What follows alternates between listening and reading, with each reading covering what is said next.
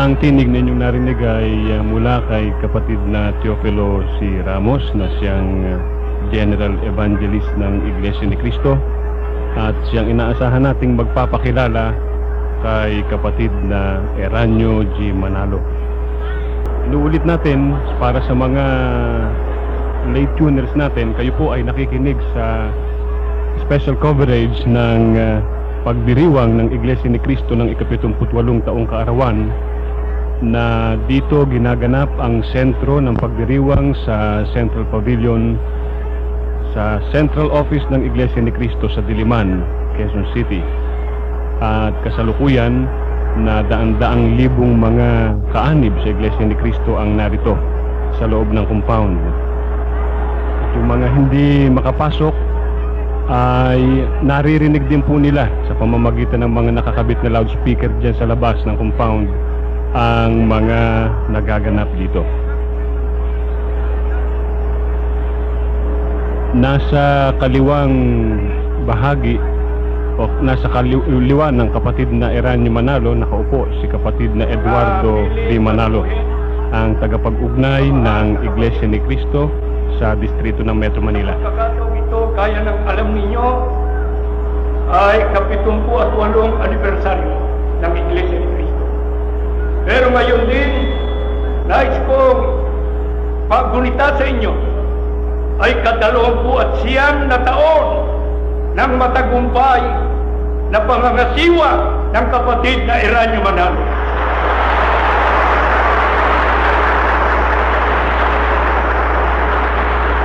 Meron siyang mahalagang mensahe para sa atin. Ang kapatid na Eranio G. Manalo, ang tagapamahalang pangkalahatan ng Iglesia ni Cristo.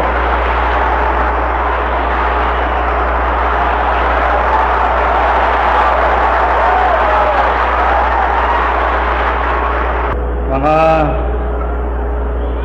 panauhin namin sa pagdiriwang na ito, mga pinuno ng pamahalaan, at sa inyo, mga mahal kong kapatid sa Iglesia ni Cristo.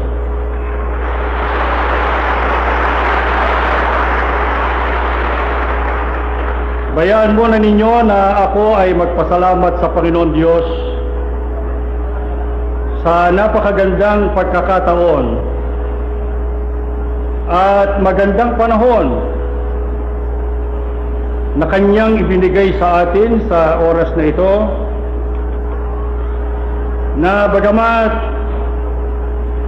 merong nagbabantang bagyo na ngayon ay papasok sa Pilipinas, ang bagyong si Eden, ay aming pinakiusapan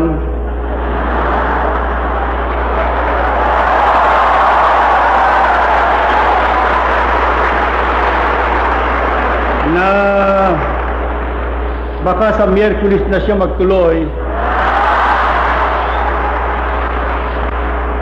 at pabayaan munang makasapit kayong lahat ng payapa at magkita-kita tayo sa napakagandang pagdiriwang na ito ng Iglesia.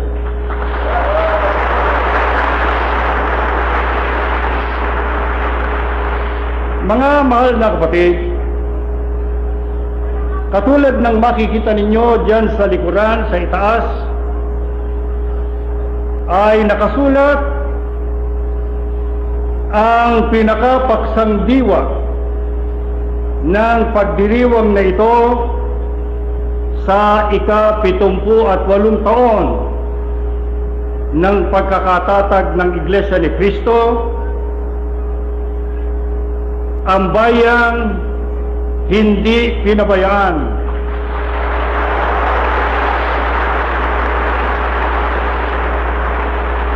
Yung pong pahayag na yan ay mga pangungusap ng Diyos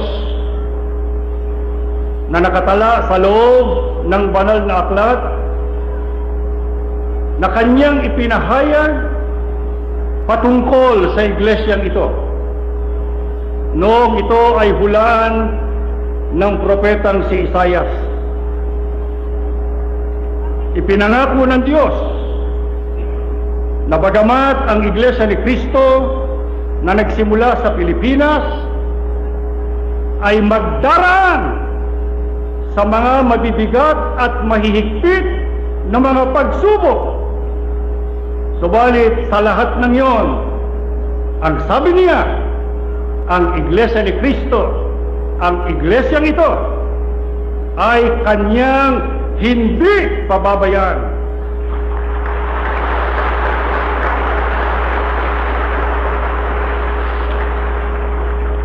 Marahil ay masasagot ko na ang katanungan ng marami tungkol sa Iglesia ni Cristo,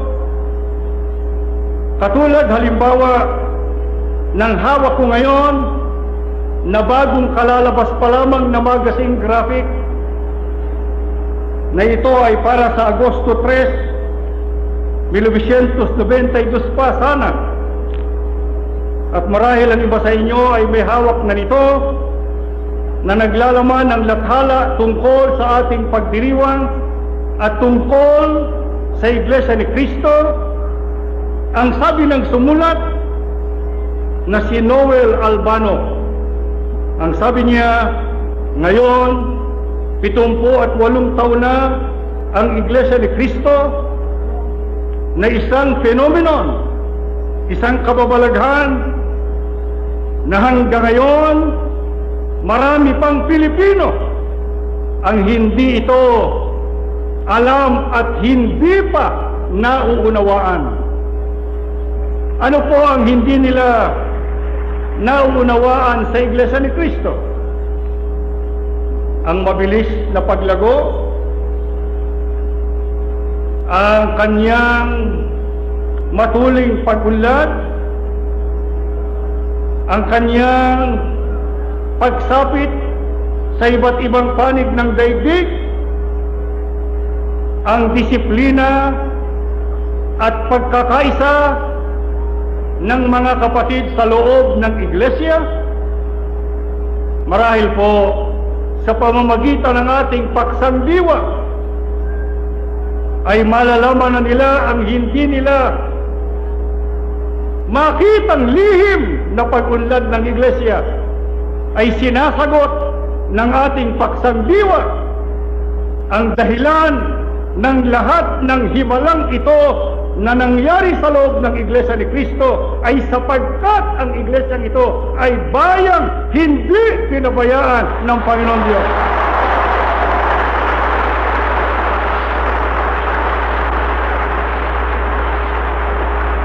Bago ninyo nakita ang Iglesia sa ganitong maluwalhating kalagayan, ito po ay nagdanas ng napakaraming pag-uusig, napakaraming pagsubok, napakaraming kabagabagan. Subalit, pinatunayan ng Panginoon Diyos na sa bawat pagsubok na yon at bawat mga kapighatian at pag-uusig, ang iglesyang ito ay hawak niya, tangan niya, lalong-lalo na ang sugo ng Diyos na siyang ginamit bilang magpasimula ng gawain ito sa huling araw.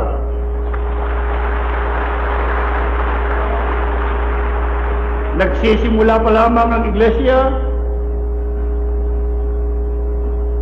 noong pa lamang pasyahan ng sugo ng Diyos na ito ay kanyang ipangaral. Ano kanyang ginawa? Iniwan niya ang lahat ng kanyang kabuhayan.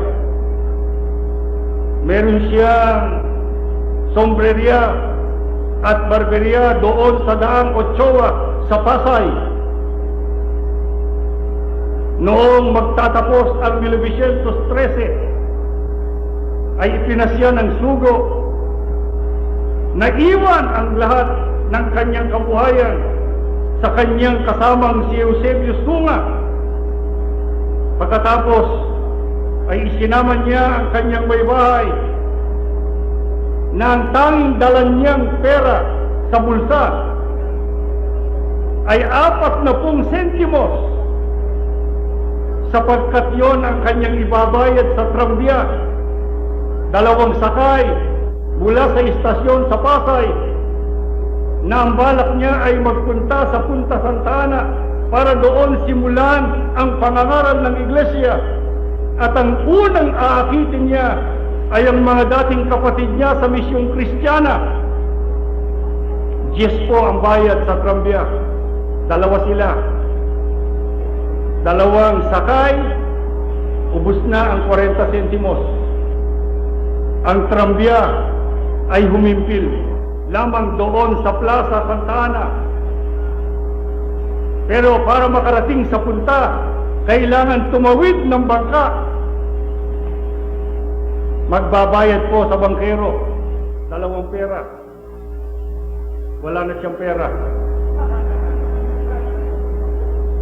Kaya ang sabi niya sa bangkero, "Mama, pwede ba pagdating natin sa punta, saka na lamang kita babayaran?"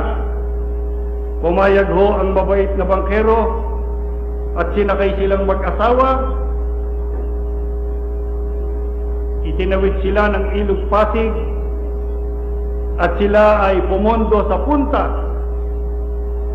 Malapit po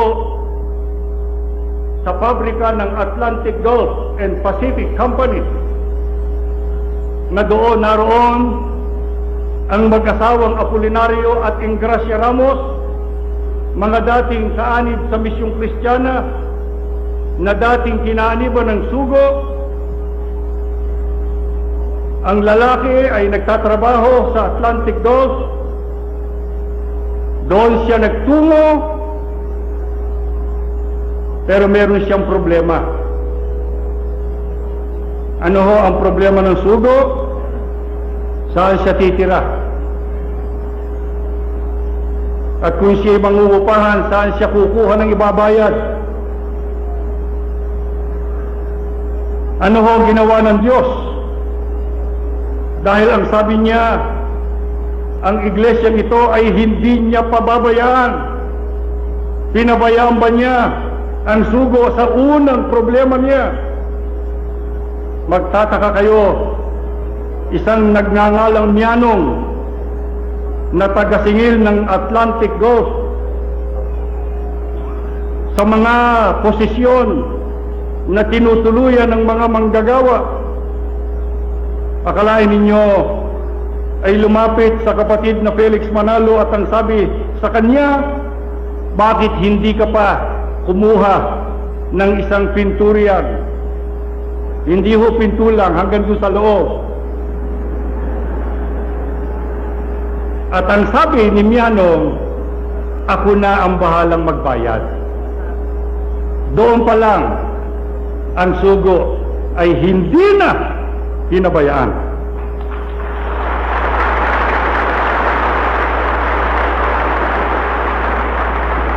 Kaya noon ding gabing yon ay nagsimula siya ng pamamahayag sa isang silid ng mag-asawang Ramos.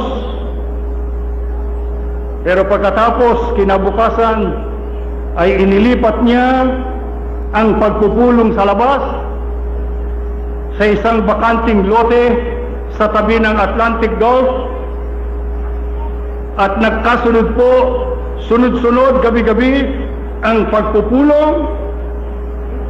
Ano ginawa ng Diyos? Paano pinatunayan ng Diyos na ang pagsisimula niya ng gawain ay hindi niya pababayaan? Nagbunga ang pulong. Pagkatapos ng maraming gabing pagpupulong, noong mga unang buwan ng 1914, ang pulong po ay nagbunga at nagbautismo. Alam niyo kung ilan? 14. Sapagkat noon ay 1914.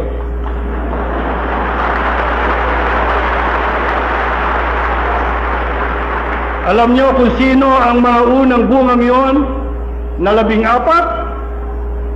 Sila kapatid na Barbara Cordero, Juan, at Juana de la Cruz, sila Maximiano Diosemito, Remigio Guevara, Pedro Inocencio, Federico Inocencio, Tomas Inocencio, Emilia de Leon, Felicissimo de Leon, Estanislao Mangilit, Engracia Ramos, Gorgonio Santa Maria, at Eugenia Yuzon.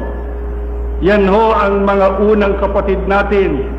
Yan ang unang mga kaanib na unang napatala sa talaan ng Iglesia ni Cristo. Ang unang pagsamba ay isinagawa doon sa kwarto ng mag-asawang Ramos. Paano ho siya nabubuhay? Hindi siya pinabayaan ng Diyos. Ginamit na kasangkapan ang mga unang kapatid na siyang tumutusto sa kanya ng pagkain at ng kanyang mga pangangailangan. Subalit, hindi pa nagtatagal, pagsubok na naman. Ano po yun? Nung makita ng mga tao na nakakaakit ang sugo ng Diyos at may mga umaanib sa Iglesia ni Cristo, sila'y nabahala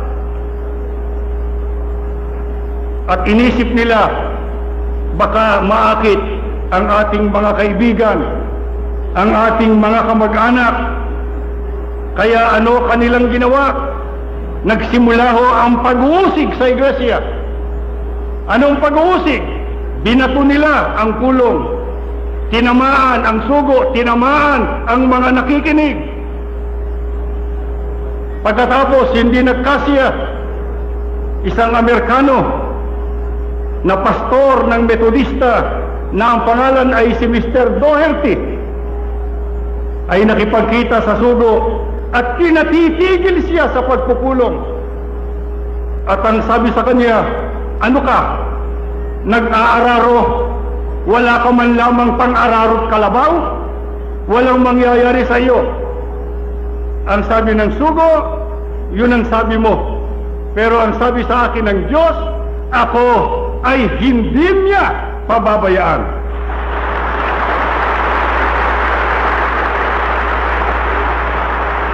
Ano ho ang ibinunga? Hindi napigil ang iglesia. Ano katunayan? Nagsimulang lumago yung kanilang silid na pinagsasambahan. Nagsikip.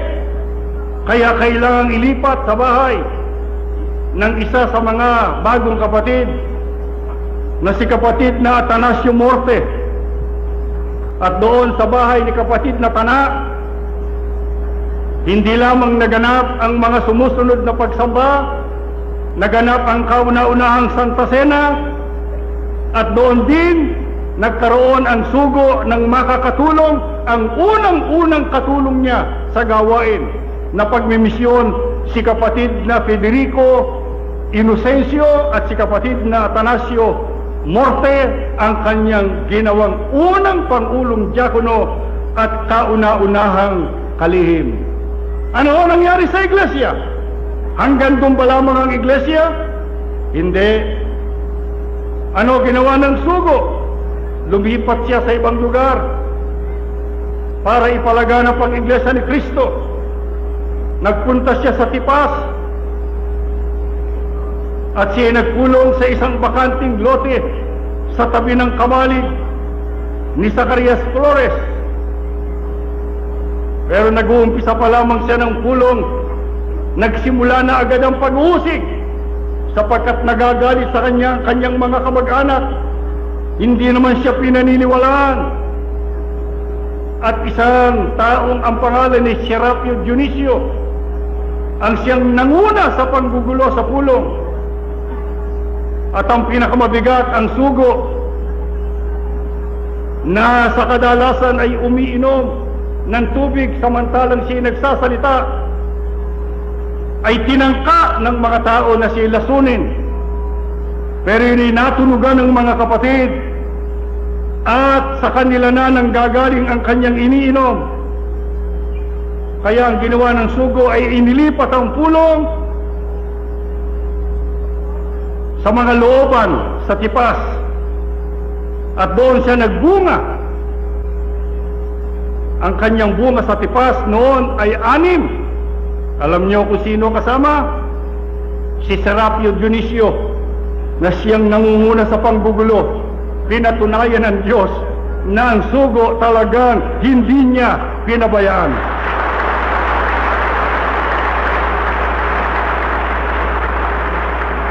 Pero meron hong pagsubok na naman.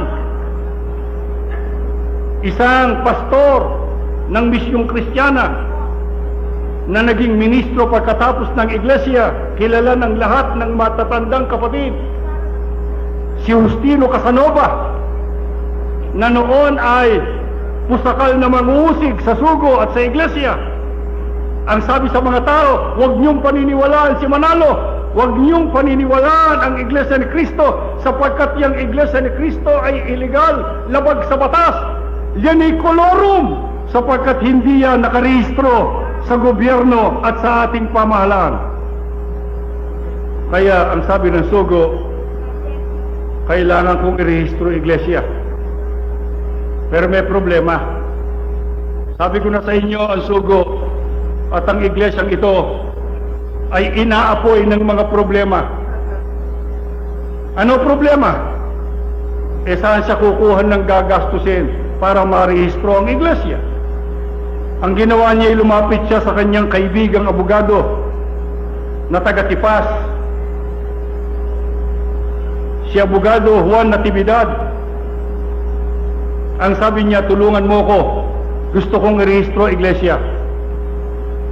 Sabi sa kanya ni Juan Natividad, aba, Peles, nasisiraan ka na ba ng bae? Ano gusto mo? Patagin ang bundok? Gigiikin mo ang bundok?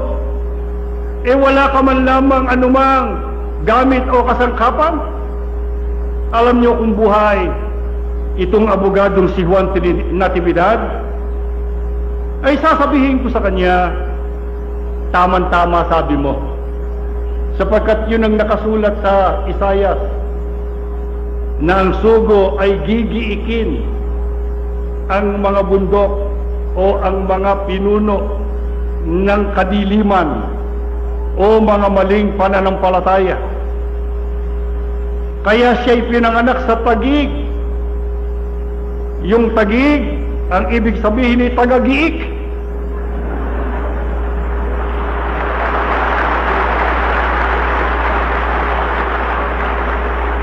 Pero hindi na bale, salamat po kay Juan Natividad, inirehistro niya iglesia, walang bayad. Siya pa gumastos. Ang iglesia na naman, kayo nga magsabi, mga kapatid, isigaw nga ninyo, ang iglesia ay, ayan, magsanay na kayo niyan, at marami ho yan. Ano ang ginawa ng Diyos pagkatapos na marehistro ang iglesia? Aba, ang iglesia nagsimulang lumaganap sa iba't ibang lugar. Pagkatapos sa Tipas, ay nakarating sa Pateros, sa Puno, sa Pasig, sa Rosario, pagkatapos sa Tondo. At dyan ho sa mga lugar na yan, lalo na sa Tondo, ay katakot-takot na diskusyon ang nasagupa ng sugo. Pinasok siya ng iba't ibang relihiyon, pinasok siya ng iba't ibang mga pastor, lalo na ang mga pastor ng Yemelip, ang pastor ng Aglipay, at ang pastor ng Misyong Kristiyana, at pati na ng mga ateo. Pero dun sa Tondo, mga kapatid, ay pinatunayan ng Diyos ang sugo, sapagkat merong isang hibalang nangyari. Isa hong bata na 4 na taon, na ang pangalan ay si Demetria Cruz, pamangkin ho ng isang ministro na si Norberto Cruz, ay nagkasakit at pagkatapos ay namatay. At doon inihimlay sa kanilang tahanan, sa matinding pamimigati ng kanyang tiyuhin, ay sumugod sa kapatid na Felix Manalo, si Norberto Cruz, at ang sabi sa kanya, pumunta ka sa amin, namatay ang aking pamangkin. Nagpunta ang sugo At akalain ninyo, pagkatapos ipanalangin ang bata ay bumangon at nabuhay.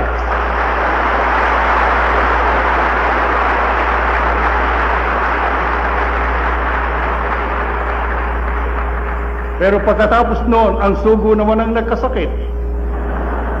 Sa hirap at pagod, at lumuluran na ho ng dugo.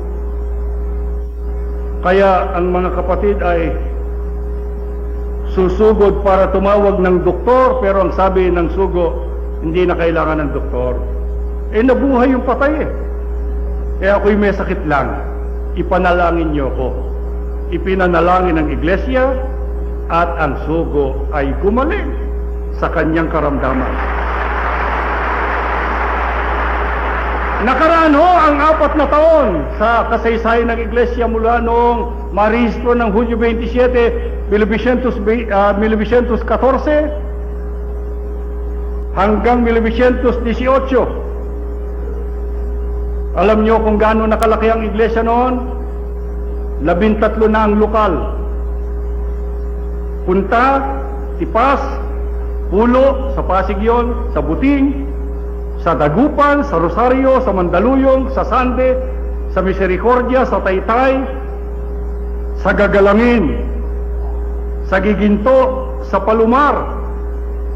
Pagkatapos ay lumipat ho sa ibang lalawigan, nakarating ng Bulacan, Pampanga, Tarlac, at saka Nueva Ecija, sa loob lamang ng 4 na taon ng pangangaral ng kapatid na Felix Manalo. Yun ho bang paninira ay tumalab? Yun ho bang mga pag-uusig ay nagkaroon ng kabuluhan?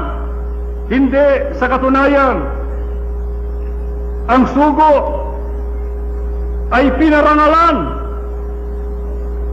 ng mga iba't ibang pastor na protestante.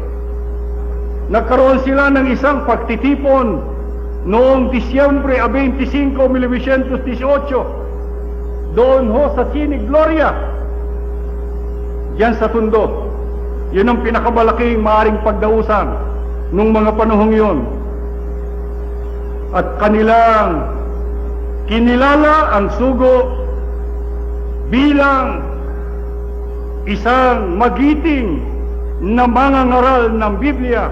Kaya't doon din sa Sinig Gloria naganap ang kauna-unahang ordinasyon ng Iglesia ni Cristo noong Mayo 1919. Ang mga naordinahan ay 3. Justino Casanova, yun ho ang nagsabi sa kanyang seculorum, sumama na rin siya sa colorum. Si Teodoro Santiago, nakilala ninyo.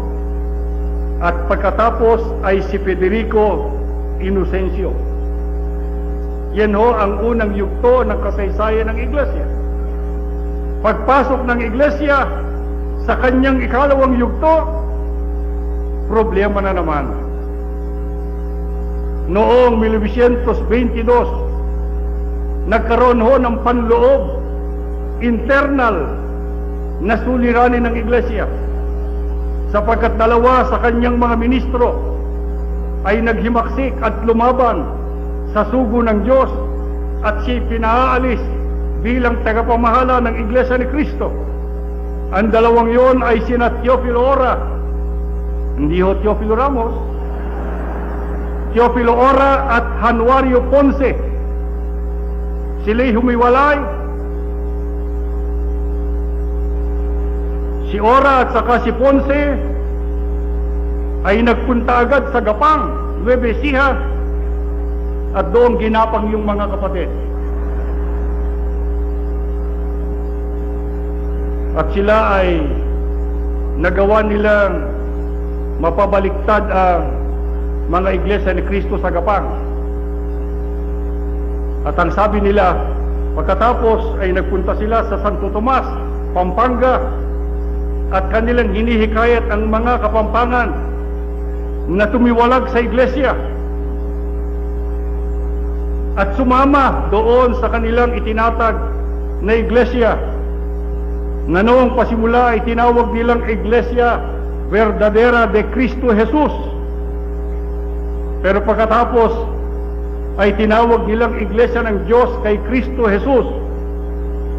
Pero hindi sila umubra sa mga kapampangan. Ang ginawa ng mga kapatid sa Santo Tomas ay nagsumbong sa sugo. Ang ginawa ng sugo ay nagpunta agad sa Pampanga at hinabol sina Ora at sina Ponce at tumakas.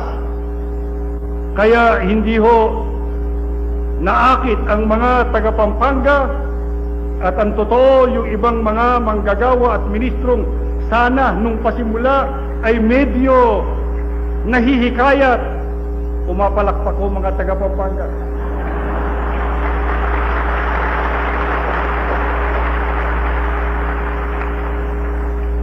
Yun yung mga simpatisador sana nung dalawa, nung makita na sila ay mga pansirang damo, sila ho ay bumalik na lahat sa sugo at sila'y nagsipagpanikloob. Ano ho nangyari sa iglesia? Yan sa naganap na paghihibaksik na yan ng ilang mga ministro. Ang iglesia ho ba'y pinabayaan ng Diyos? Hindi. Sa halip na kanilang maibaksak ang sugo at ang iglesia, lumago ang iglesia. Ano po katunayan? Nung una, mga lokal lang ang mga nakatatag. Pero pagkatapos ng paglaban at paghihimaksik ng ilang mga ministro na sila mga nangatiwalag, ang iglesia ay nagkaroon ng mga dibisyon o yung mga tinatawag natin ngayong mga distrito. Ang unang-unang dibisyon o distrito ng iglesia ay ang Pampanga.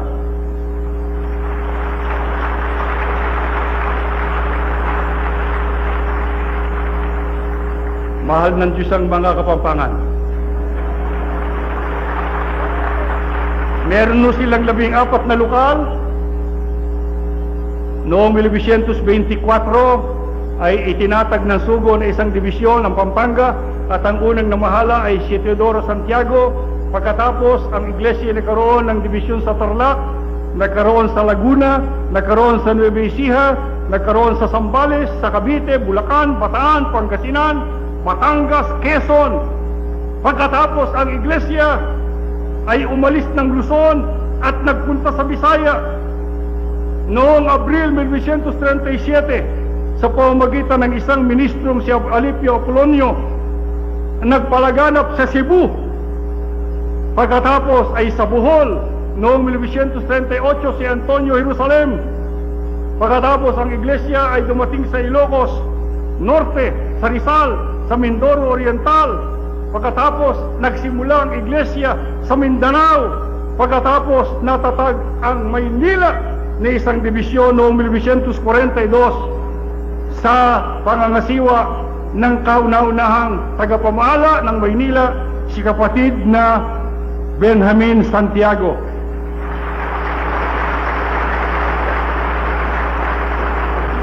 Wala hong nangyari sa mga pag-uusig. Magtataka kayo sa iglesia, parang bato na habang kinukuskos ay lalong kumikinis.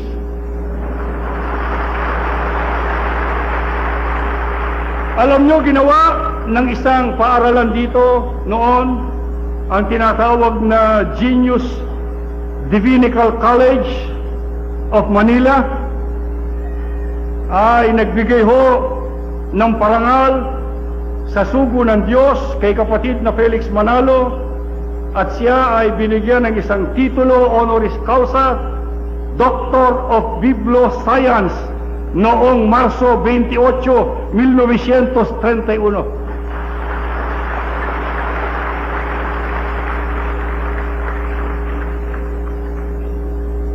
Yan ho ang katapusan ng ikalawang yugto ng iglesia. Ang ikatlong yugto ay sa panahon ng digmaang pangsanglibutan, ikalawa, na doon ay nasangkot ang Pilipinas at tayo ay nasakop ng Hapon. 1942, mabigat ho ang dinanas ng iglesia sa panahon ng Hapon. Unang-una, noong sakupin ng Hapon ang Pilipinas, ang bansang Pilipinas ay lubhang nasalanta ng mga malalaking kalamidad, sapagkat libu-libong mga Pilipino ang namatay, libu-libong sambahayan ang mayroong mga nangulila, daan-daang mga pagawan, pabrika, opisina, nahinto kung hindi manawasak, libu-libong ektarya ng lupa ang natiwangwang dahil sa ang mga magsasaka ay nagsipag-evacuate sa iba't ibang lugar o lumikas. Ang mga paaralan ho ay nagsara, ang mga sambahayan ay nagkawatak-watak at nagkahiwa-hiwalay, nagkaroon ng matinding kagutom, at nagkaroon ho ng iba't ibang epidemya, at ang mga tao ay inabot ng malaking takot at sindak dahil sa baksik ng mga kawal Hapones. Ano ang nangyari sa iglesia ng panahong yan? Nasira ho ba ang iglesia? Pinabayaan ho ba ng Diyos ang iglesia? Hindi. Magtataka kayo sa iglesia. Sa gitna ng mga paghihirap at kabangisan ng pamilya, lalong nalapit sa Diyos. Laging napuno ang mga pagsamba at ang mga pagsamba noon ay laging puspos ng Espiritu Santo.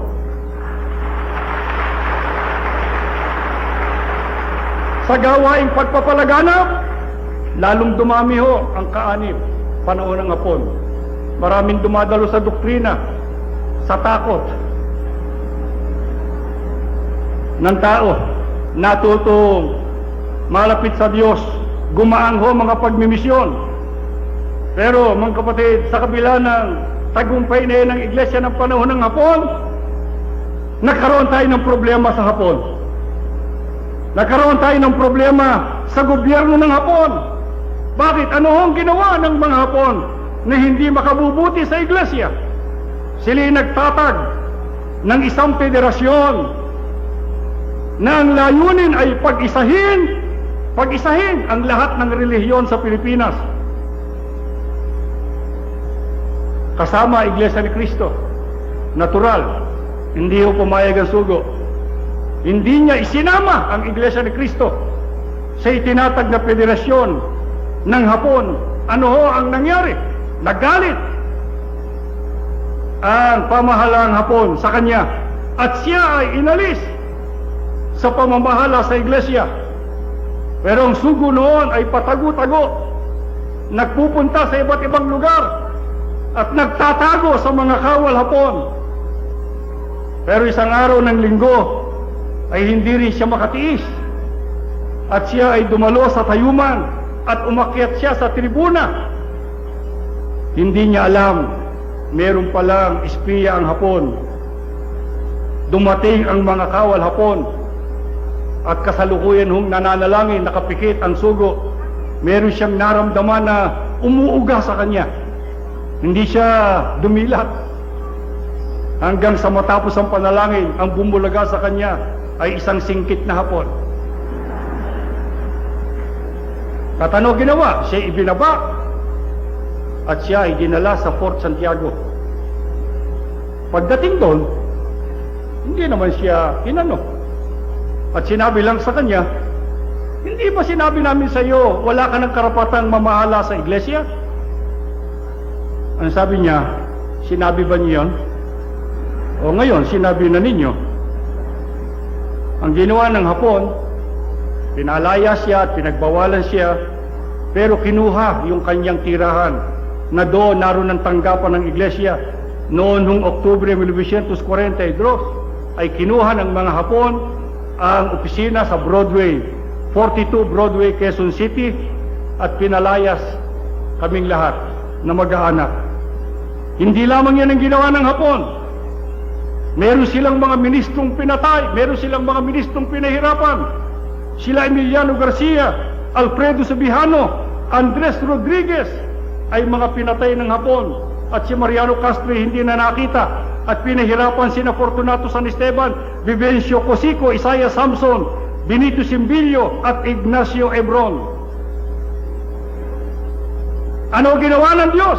Sapagkat ang iglesia ay nasa malaking panganib. hindi niya pinabayaan ang iglesia. Ano ang ginawa ng Diyos sa Hapon? Ang Hapon ho, ang bansang Hapon ay binaksakan ng Amerika, ng Amerikano, ng 2 bomba atomika, isa sa Hiroshima at isa sa Nagasaki. Sumuko ang Hapon, natalo sila sa digma, napalaya sila sa Pilipinas at lumaya ang Pilipinas, nagwakas ang ikalawang digmaang pandaigdig na palayas ng Diyos ang pusakal na mang-uusig sa Iglesia ni Cristo.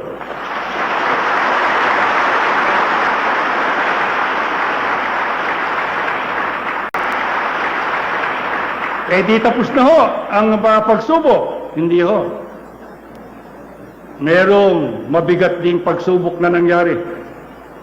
Sapagkat noong panahon ng Hapon, bagamat tayo ay sakop ng Hapon, ay meron nung mga Pilipinong naggerilya. At isa ho sa inorganisang gerilya, inorganisa ng mga sosyalista, ay ang tinatawag na hukbalahap o hukbo ng bayan laban sa Hapon, na ang layunin ng mga gerilyang yan o ng mga huk ay gerilyahin ang Hapon dito sa Pilipinas. Pero ang masama, pati ang iglesia ay kanilang kinalaban. Malalaman nyo mamaya kung bakit nagalit ang huk sa iglesia. Pero ang unang-unang ginawa ng huk laban sa iglesia ay noong kanilang tangkain na ambusin o tambangan ang sugo na noon ay papunta sa San Antonio, Lubao, Pampanga. Pero Sabado pa umalis na siya at nagtuloy siya sa Bacolor na siyang tanggapan noon na panlalawigan ng iglesia sa Pampanga at doon siya natulog. At kinabukasan ay itutuloy siya ng San Antonio, Lubao. At doon siya inaabangan ng mga huk para siya ipatayin. Eh ano po nangyari? Nagkaroon ho ng aksidente sa Bacolor. Noong bumababa ng hagdan ng sugo, ay nadupilas at napilayan. Hindi ngayon siya makalakad. Sabi niya, paano ako pupunta sa Lubao, sa San Antonio? Kaya ang sabi niya, noon kay Teodoro Santiago, ikaw na pumunta sa San Antonio. Hindi natuloy ang sugo, abang ng abang yung mga huk, ay wala silang naambos. Sapagkat ang iglesia ay hindi ho pinabayaan.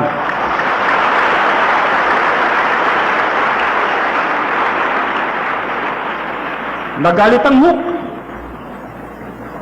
At noon ay sinubula ng mga huk ang sunod-sunod na mga pamiminsala at pagbabanta sa iglesia. Yung si Domingo Malik, yun ho ay isang huk commander, ay binalaan ng mga kapatid sa San Pedro, Lubao na sila ipapatayin. Bakit? Bakit nagalit ang mga huk sa iglesia? Sapagkat noon ho ay panahon ng halalan. Ang gusto ng mga huk, ang iboto ng iglesia ay si Sergio Osmeña, dahil inaakala nilang mahina at makakaya nila na lansihin kung siya ang mahahalal na pangulo. Samantalang ang iglesia noon ang pinagkaisahang iboto bilang unang Pangulo ng Republika ng Pilipinas ay si Manuel Rojas. Ano ginawa ng mga huk? Pinasok ang pagsamba sa Santa Ana, Pampanga, at pinatitigil ang pagsamba. Ang mga kapatid ay hindi tumigil. Itanong nyo sa mga taga-Pampanga, palagi silang bida.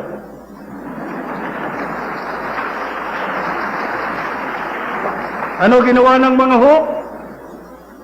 Marami silang mga pinatay ng mga kapatid sa Pampanga at sa gitnang Luzon. Pagkatapos ang mga bangkay ay kanilang ipinaanod sa ilog. Yung Pangulong Diakono sa Concepcion, Tarlac at Bambang Tarlac ay kanilang gilukot at yung manggagawa nating si Teodoro Pangilinan ay kanilang dinukot at inilublob sa isang patubig. Paano ho itinawid ng Diyos ang iglesia? Diyan sa pag-uusig ngayon ng mga huk. Ang iglesia ho ay nanindigan. Ang iglesia ho ay nakipaglaban. Lumaban sila sa mga huk. At ang totoo, yung sinasabing mga kapatid na nakaanod sa tubig, sa ilog, ay hindi pa lamang kapatid kundi mga huk.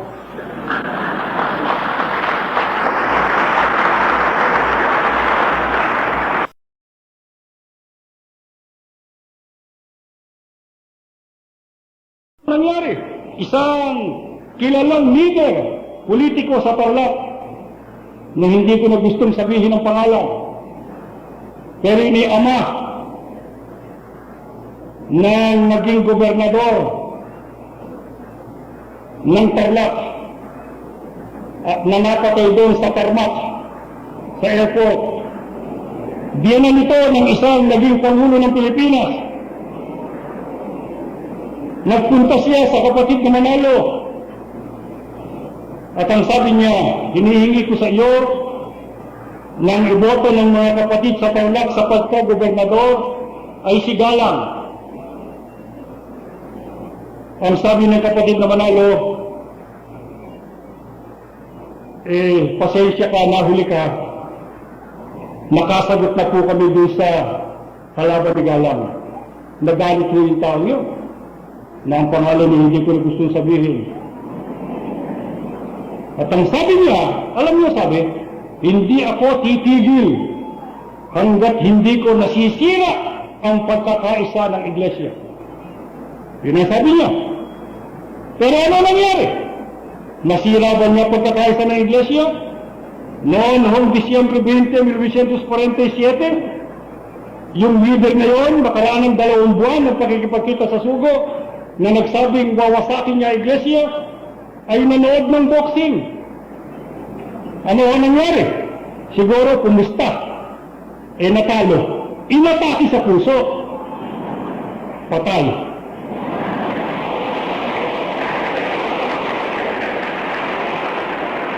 Yan po ay hindi gawa ng tao, gawa ng Diyos. Dahil tandaan ninyo, ang nakasulat sa itaas, isigaw niya ang anyo nakasulat sa itaas. Tama-tama. Pero meron pa isang pangyayari sa panahon ng mga huk. Akalain nyo noong Mayo 15, 1952, sumuko sa konstabularyo natin ang mga amaso ng huk, yung mga babaeng mandirigma ng huk, na kabilang sa Huk Squadron 83, na nasa pamumuno ni Commander Sabas. Nung sinisumuko, isinalaysay nila sa mga pinuno ng militar na yun daw si purifikasyong kitain, isang Amazoneng huk, kasama ang 4 na Amazona pa, ay nagtungo sa kapilya sa Riverside noong Abril 1, 1952 para patayin ang sugo at abangan doon sa tribuna sa panahon ng pananalangin na nakapikit ang kongregasyon, ay doon babarilin ni purifikasyong kitain ng sugo. Kitain. Pero nakapagtataka, si kitain hindi nakita ang sugo. Dahil sa noong kanyang itinaas ang kanyang kalibre 45 para barilin ang kapatid na Felix Manalo, noong siya mismo ang sugo ang nananalangin, si kitain ay nangatal at hindi niya maitaas ang baril, kaya hindi natuloy. At ang ginawa niya pagkatapos ay sa halip na bumalik kay Commander Sabas, ay nagpunta sa himpilan ng militar at sumuko sapagkat alam niya siya naman ang papatayin dahil hindi niya tutupad ang kanyang misyon. Ang sugo ng Diyos noon pa ay hindi na pinabayaan.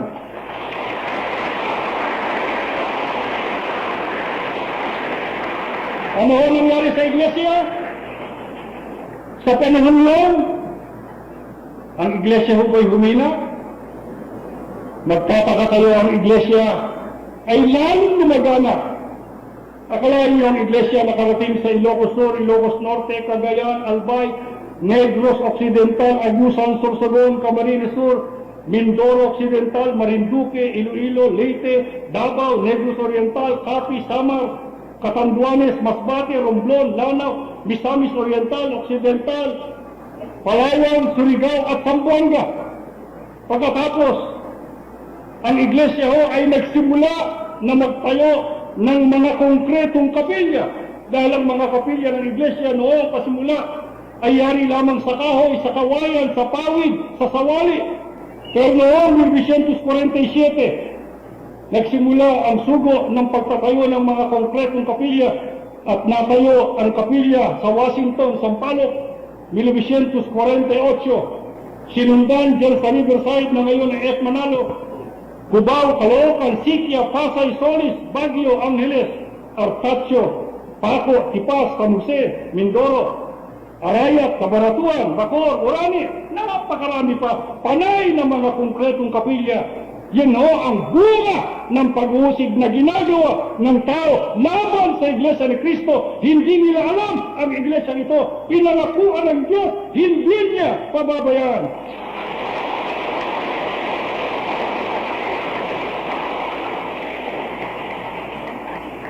At noong mga huling araw ng sugo ng Diyos, palibasay ang Iglesia hindi naman para sa Kanya. Ang Iglesia hindi para sa panahon niya lamang. Kaya 10 taon pa bago pa siya pumanaw noong Enero 28, 1953 ay tumawag siya ng isang pulong at sinabi niya sa mga tagapamahala ng dibisyon noon na gusto niya na maghalang sila ng hahalili sa kanya sapagkat hindi siya magtatagal dito sa mundo. Gusto niyang ang iglesia huwag mawala ng leader na bagamat ang mga ministro noon ay bantulot sapagkat ayaw nilang pumanaw ang sugo, ngunit sapagkat yun ang kanyang kahilingan ay nagkaroon po ng pagpatalaga sa hahalili sa sugo ng Diyos hanggang noong Abril 12, 1963. Nakaraan halos ang 50 taon ng pangangasiwa ng kapatid na Felix Manalo sa iglesia. Siya ay pinapagpahinga ng Panginoon Diyos. Abril 12, 1963. At nung siya ay pumanaw, ang Iglesia ni Cristo na pumasok sa isang bagong panahon at sa isang bagong pamamahala ay sinalubong agad ng mabibigat na problema. Sinalubong ng mabibigat na mga pagsubok. Ano ang mga pagsubok na dinanas ng Iglesia pagkatapos pumanaw ang sugong nagsimula ng gawain? Una, ang Iglesia ay sinakbibi ng hindi maisasaysay na kadalamhatian dahil sa sila ay iniwan ng lalaking nagsimula ng gawain at matagal nilang nakasama na siyang gumagabay at nagmamalasakit sa kanila. Ang kanilang naranasan noon marahil ay katulad ng naranasan ng mga unang alagad. Noon si Jesucristo ay patayin sa pamamagitan ng siya ay pakuan sa krus. At magamat siya ay nabuhay na maguli at nakisama sa mga alagad ng 40 araw. Pero siya umakyat sa langit, naiwan ng iglesia, ang batang iglesia. Ganyan ang nangyari sa Iglesia ni Cristo dito sa Pilipinas. Hindi pa nakararating sa kanyang 50 taon, ay iniwan na ng lalaki na inihalal ng Diyos para magsimula sa kanila. Kaya ang mga mangungusig ho ay sumigla at magsimula silang mangupat sa mga kapatid na ang sabi nila, ito na ang pagbaksak ng iglesia. Sa pagkapangakala nila ang iglesia ay kay Felix Manalo, At dahil sa siyang pumanaw si Felix Manalo, papanaw na rin ang Iglesia ni Cristo. Yon ang palagay ng mga mangusig sa Iglesia ni Cristo noon. Kaya ang pag-usig noon ay tumagos sa larangan ng politika at sa larangan ng lipunan. Ang Iglesyang nakararami dito sa Pilipinas kasi natin kinagisnan sa pamamagitan ng mga kabig na politiko ay nagtangka na ang relihiyon ay maging isang batas na sa pilipang ituro sa mga paralang bayan. At ang unang hakbang ay sinagawa nila noong Pebrero 19, 1965. Pagkatapos sumali sa kanila ang samahan ng mga manggagawa at kanilang ginipit ang mga kapatid na ayaw umanib sa unyon, tumidiwalag sa unyon, sapagkat yun ay labag sa doktrina ng Iglesia. Ang pinakamalala na pangyayari laban sa unyon sa panggigipit sa mga kapatid ay naganap sa Tarlac sa Hacienda Luisita, na alam ninyo kung sino ang may-ari, na naganap noong unang bahagi ng taong 1964 na kinasasangkutan ng 145 pamilya na kaanib sa 6 na lokal na nasasakop noon ng Hacienda Luisita. Paano ho nakatawid ang Iglesia sa mga pagsubok na yan? Ang Iglesia ito pinangako ng Diyos na hindi niya pababayaan. Noong bang mawala ang sugo, ay nagpatuloy ang Diyos sa kanyang pangako na hindi niya pababayaan. Opo. Kaya ang ginawa ng bagong pamamahala para ang Iglesia ay mapatibay, kami naglakbay sa 30 iba't ibang dako sa loob lamang ng 1 taon. Pagpapanaw ng sugo, 1 buwan pa lamang, Mayo 12, kami nagtulo at dinalaw ang mga kapatid sa iba't ibang lalawigan, sa Cavite, sa Dagupan, sa Baguio, sa Tarlac, sa Angeles, sa Butuan City, sa Cotabato, sa Cebu, sa Bacolod, sa Calamba, sa Cataratuan, sa Orani, sa Batangas, sa Concepcion, sa Santa Cruz, Laguna, sa Pasig, sa Bacoor, sa Baliwag, sa Iloilo, sa Santiago, Isabela, at nagdaos kami ng mga kampanya sa Tarlac, sa Olongapo, San Fernando, La Union, sa Daet, sa Davao, sa Lucena, sa San Pablo, sa Calapan, sa Oriental Mindoro, sa Naga. Pagkatapos ay sa Pasig, at sa Pasig ho ay naganap ang isang katangi-tanging pangyayari sa kasaysayan ng Iglesia.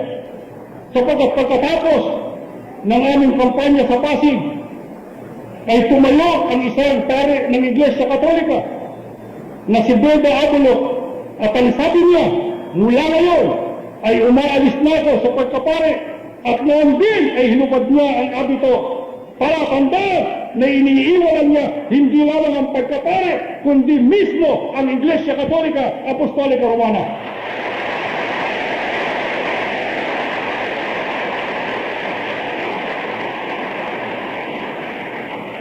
Kaya kinabukasan, araw ng bautismo, Mayo 29, 1964, na bautismo sa Iglesia ni Cristo ang paring Katolikong si Beda Abulok. Pagkatapos po, para ipakita ng Diyos ang tibay at tatag ng Iglesia, pagkakaisa, ay pinagdiwang ng Iglesia ni Cristo noon ang kanyang ginintuang kaarawan, 50 taon noong Hulyo 27, 1964, nagkatipon-tipon ng mga kapatid sa Araneta Coliseum at sa iba't ibang dako ng Pilipinas para ipagdiwang ang makasaysayang kaarawan yan ng Iglesia na nasapit ng Iglesia pagkatapos kumanaw ang sugo ng Diyos. Paano ang nangyari sa problema ng Iglesia sa Hacienda Luisita na noong Mayo 8, 1964, ang mga kapatid sa Hacienda Luisita ay naramihang tumiwalag sa unyon. Kinausap sila ng Pangulo ng Unyon na si Rufino Lagman na ang sabi sa kanila, lumayas kayo sa Hacienda Luisita. Ang ginawa ng Iglesia, nagharap tayo ng demanda sa hukuman sapagkat yun ay labag sa Republic Act 3350 na ang Iglesia ni Cristo o anumang relihiyon na hindi sang-ayon sumama sa unyon ay exempted sa unyon. Tayo ay nagharap ng sakdal sa hukuman, kaya't napilitan silang ibalik sa trabaho ang mga kapatid habang dinirinig ng hukuman ang kaso. Ang ginawa ng mga taga-Hacienda Luisita ay pinagtulong-tulungan usigi ng mga kapatid natin. Sila'y inostracize, sila'y nilayuan, sila'y itinaknil, ayaw silang isakay sa mga sasakyan, ayaw silang pagbilang sa tindahan, ayaw silang batiin ng mga kapitbahay. Nanalo tayo sa hukuman. Pero ipinasya namin na sapagkat mabigat na ang relasyon ng Iglesia at saka ng Unyon, pinasyahan namin ilipat ang mga kapatid. 145 pamilya at dinala namin sa Nueva Ecija sa Laor, na ngayon ay Barrio Maligaya. Narito ang ating mayor sa Palayan City. Noon ang iglesia, ang mga kapatid ay inilula natin sa 15 truck na 6x6. At ang buong Iglesia ni Cristo sa Kapuloan, Pilipinas nagpadala ng panustos na pagkain. At tinulungan nila na makapagsimula ang mga kapatid natin doon sa paanan ng Sierra Madre para magkaroon sila ng gawain sa pagtatanim, at doon po sa Maligaya ay sumilang ang paaralan, ang ating bahay-sambahan, ang iba't ibang tahanan ng mga kapatid natin ay natayo, mga gusaling pangkalusugan, at sila'y tinuruan ng nasida ng mga home industries, at sila'y naging isang barangay at nagtunuroon ang halos lahat na ng pinuno ng pamahalaan, mula kay Presidente Macapagal hanggang kay Presidente Marcos at ng iba't iba pang mga pinuno, pati ng may-ari ng Hacienda Luisita, buntik ng bugbugin ng mga kapatid. Pero inawat namin sapagkat sila ating bisita, napatay naman sa tarong. Ano ginawa ho ng iglesia doon sa panukala ng iglesyang kinagisnan na sa pilitang ituro? Sa pilitan, compulsory religious instruction sa paaralang bayan. Ang Iglesia ni Cristo ay nagtatag ng isang demonstrasyon. Kung hindi alam ng mga maraming kapatid ngayon, ay nagkaroon tayo ng demonstrasyon noon laban sa batas o sa bill, panukalang batas ni Cuenco na siyang nagpanukala at ginamit ng Iglesia Katolika para nga sa pilitang ituro ang relihiyon sa paaralang bayan. Inabot ng 1965 eleksyon, namatay ho yung panukalang batas at hindi na napag-usapan. Kaya ano-ano ang mga nagpapatunay na ang Iglesia ni Cristo matapos papagpahingahin ng Diyos ang nagsimula ng gawain, ito ay hindi niya pinabayaan. Ang Iglesia ni Cristo ay patuloy na lumaganap sapagkat nung iwan tayo ng kapatid na Felix Manalo noong 1963 ay meron noong 32 dibisyon, 32. 2,046 na lokal, yun ang iglesia noon sa Pilipinas. 32 dibisyon, 2,046 na lokal. Ngayon, ang iglesia mula sa 32 ay naging 92 na distrito. At mula sa 2,046 na lokal ay naging 4,016 na mga lokal. At hindi pa yan, ang Iglesia ni Cristo ay tumawid ng dagat, nakarating sa kanluran noong Hulyo 27, 1968. Nagsimula kami sa Hawaii. Pagkatapos po ay tumuloy ang iglesia sa San Francisco, California. Pagkatapos ngayon, gaya ng narinig ninyo kanina, ay lumaganap sa 65 bansa at teritoryo kasama ang Pilipinas. Sa ibang bansa ay meron tayong 371 lokal at mga pook pagtitipon na kung tawag natin yung mga committee prayer, tangi pa sa 40 extension, At diyan po sa ibang bansa ay meron na pong 80 lokal ang merong pamalagiang sambahan.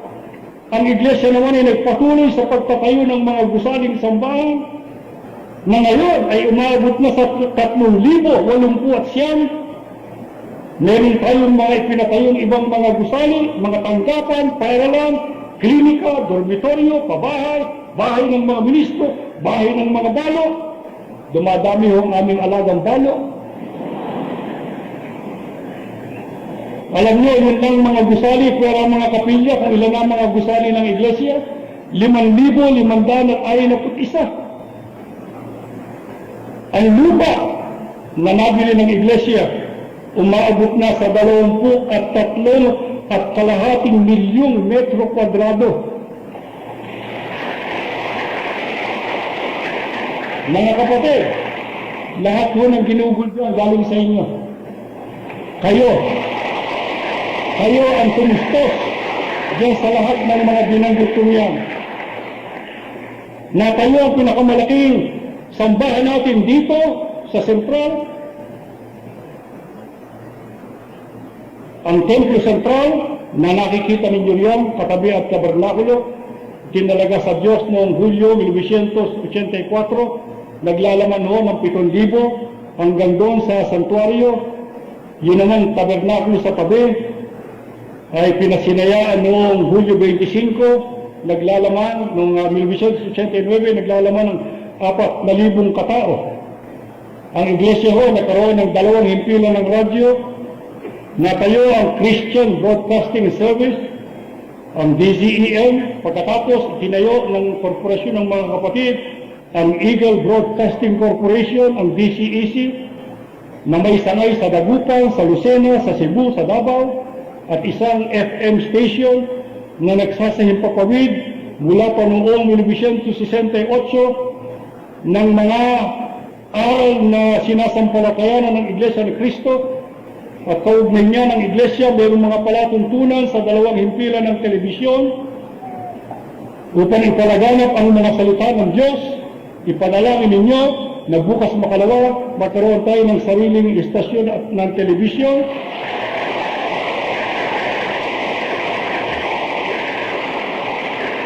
Gaya ng nakikita nyo, ang Iglesia nagkaroon ng pamalagiang tanggapang pangkalahatan. Dahil nung araw ho, ang Iglesia nakalipat-lipat sa 12 mga opisina na pansamantala. Pero noong Mayo 10, 1971, natayo itong opisina sentral. Kasama itong mga malalaking pabilyong ito, pati yung pabilyong maliit doon sa likod ng mga kapatid na nakikita ninyo na nasa hagdan. Meron kami rito mga dormitoryo at pabahay. Pagkatapos, ang iglesia ho ay nagtayo ng 2 paaralan. Ang New Era College para sa mga kapatid na nagbukas noong 1975. Nagsimula kami sa Palangka, sa Echage, na noon ay New Era Educational Institute. Ngayon ay New Era College dito sa Quezon City. Mayroong 3 malalaking gusali, bisitahin namin kung gusto nyo. Nag-aalok ko ng 19 na kurso. May 374 na tagapagturo. May 11,738 nag-aaral. Kaugnay niya ng paaralan sa mga nag-aaral sa pagkaministro ng Iglesia, nagkakaloob ng titulong Bachelor of Evangelical Ministry.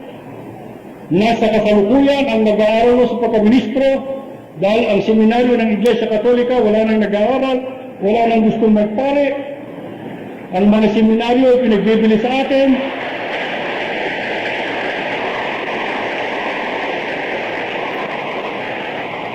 Ang bilang ho, nakasalukuyang nag-aaral sa pagkaministro, 2,205. Sa kolehiyo, yun ho ay sa college. Sa high school, 162. Ang nag-aaral ho para i-train, sanayin sa advanced studies for overseas mission ay 50. Ang ating kabuuan bilang na ng manggagawa ay 4,142. Mula lamang noong 1963, ang napadagdag na ministro 3,557.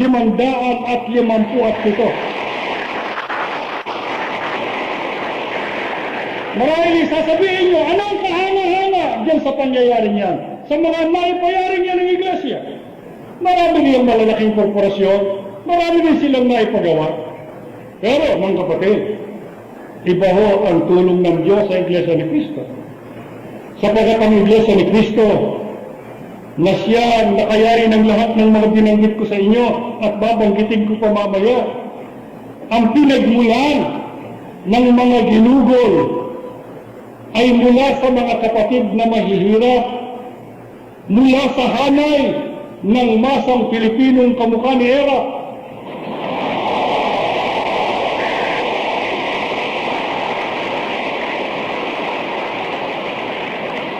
At higit sa lahat, ang iglesia ho ay hindi nagkautang kahit isang pera.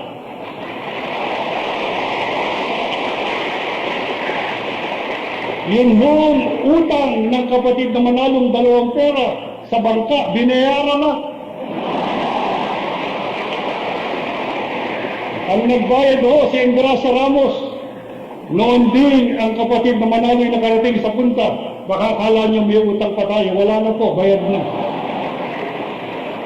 Yung mga sinasabi ko sa inyong malalaking korporasyon, ayokong banggitin ang pangalan. Mayaman ho talaga yan. Mayaman sa utang. Pero ang iglesia, gaya ng nasabi ko noong Diamond Anniversary, bisitahin ninyo sa vault ni kapatid na Pablo de Leon, na siyang tesorero general, ang mga daan-daan at libu-libong titulo ng lupa ng iglesia, malinis na lahat. Wala hong gravamen. Sapagkat ang iglesia ho,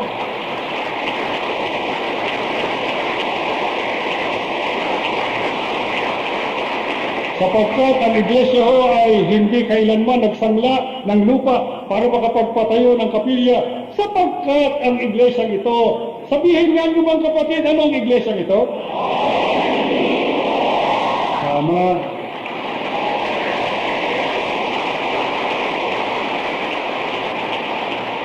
Kaya yun ang sagot ko kay Noel Albano. Marami ng Pilipino hindi maintindihan ang himala ng iglesia. Bakit? Bakit hindi nyo maintindihan? Bakit? Yung bang himala ng inyong mga santo, naiintindihan nyo? Yung bang mga butas na bumbunan, pinalagyan nyo ng asin para lumuha? Hindi ba nyo naiintindihan? Yung mga inihahagis ninyo sa mga talahibaan para magkaroon ng tinik, yung mga santong hindi makalakad, hindi ba nyo maintindihan yan? Pero ang Iglesia ni Cristo, ang kanilang Diyos ay buhay. Ang kanilang Diyos ay tunay.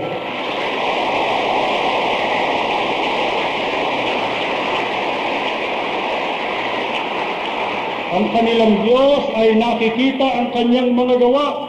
Pag tinignan ninyo ang Iglesia ni Cristo sa kasalukuyang kalagayan, ay para na ninyong nakita ang kapangyarihan na ipinangako ng Diyos sa Iglesia ni Cristo.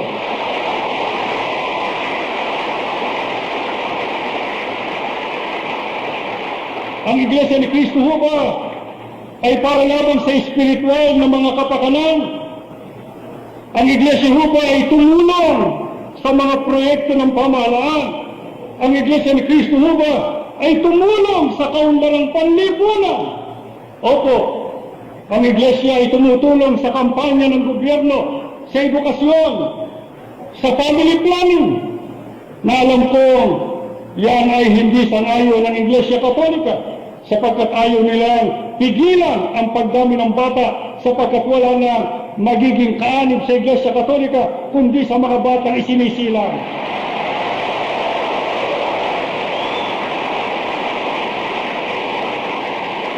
Subalit, mga kapatid, alam ho ng Iglesia ni Cristo ang suliranin ng bansang ito na ekonomiya ng Pilipinas ay hindi kaya ang napakaraming mamamayan.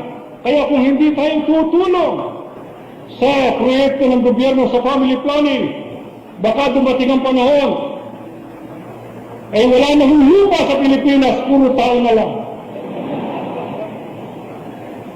Kaya kaugnay niyan, itinatag natin ng Felix Y. Manalo Puericulture Center and Maternity noong Mayo 10, 1965, ang Maligaya Medical and Family Planning Clinic na nariyan sa EDSA, at ngayon, dyan ho, sa may panulukan ng Commonwealth at malapit sa Tandansora, kung mapapansin nyo ay mayroong itinatayong gusali. Yan ang ating ospital, ang New Era Hospital and Medical Clinic.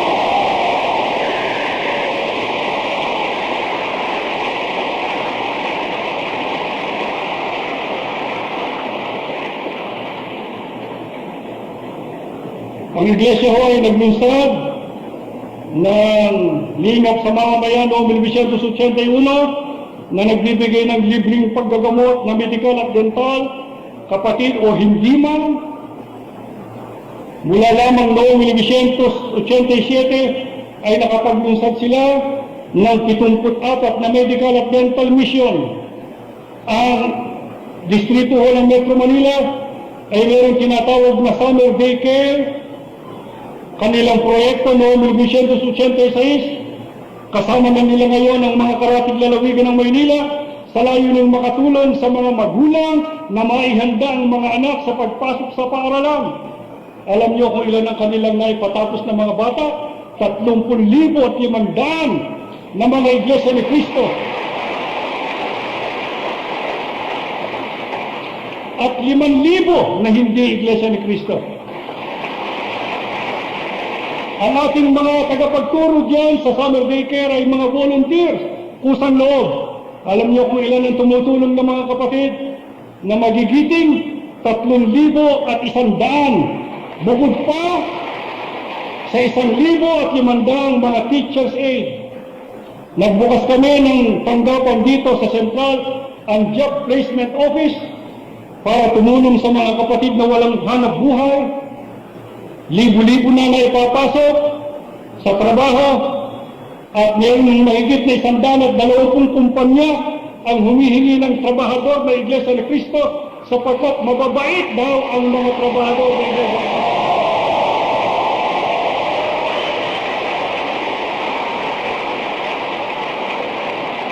Meron tayong tanggapan ang Social Services Office na nagpapadala ng saklolo sa mga biktima ng kalamidad, nangangasiwa sa pagtuturo ng first aid at mga kaalamang pangkalusugan.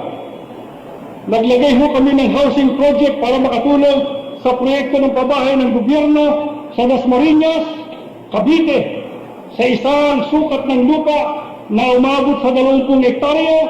Sa kasalukuyan, nakatatapos na kami ng 770 bahay. May tubig, may ilaw, may health center, may paaralan, elementary at high school, may pamilihan, may sambahan, at nagtuturo sa mga residente ng mga kursong panghanap buhay. Ano pa ang gugustuhin ninyo sa Diyos? Ang iglesia nito, hindi niya pinabayaan.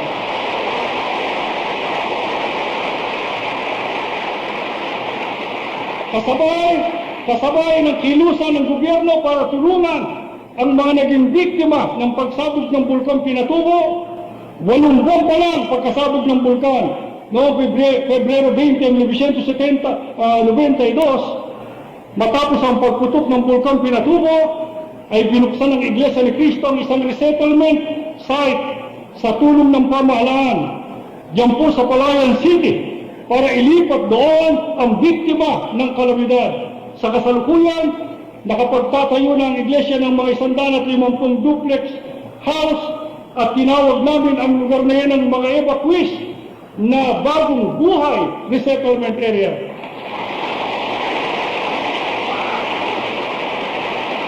Pero sa kabila ng lahat ng yan, mga kapatid, bagamat marami pa akong maisasaysay sa inyo, pero higit sa lahat, ang ginawa ng Diyos sa iglesia sa mga kaanib,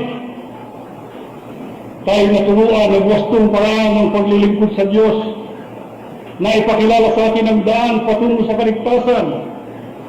Naturuan tayo ng pagsunod sa mga utos ng Diyos, sa mga batas ng gobyerno. Naturuan tayo ng disiplina. Nalikha tayo na maging mabuting Kristiyano at maging mabuting mamamayan.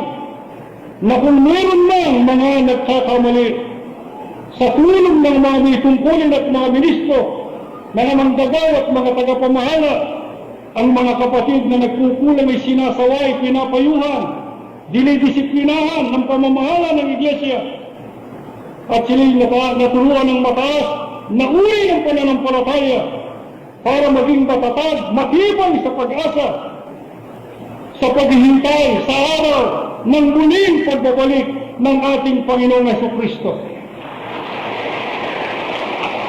Sa wakas, maaaring sa hinaharapang panahon, ang Iglesia ni Cristo marami pang susuungin mga pagsubok, marami pang sasagupain mga pag-uusig.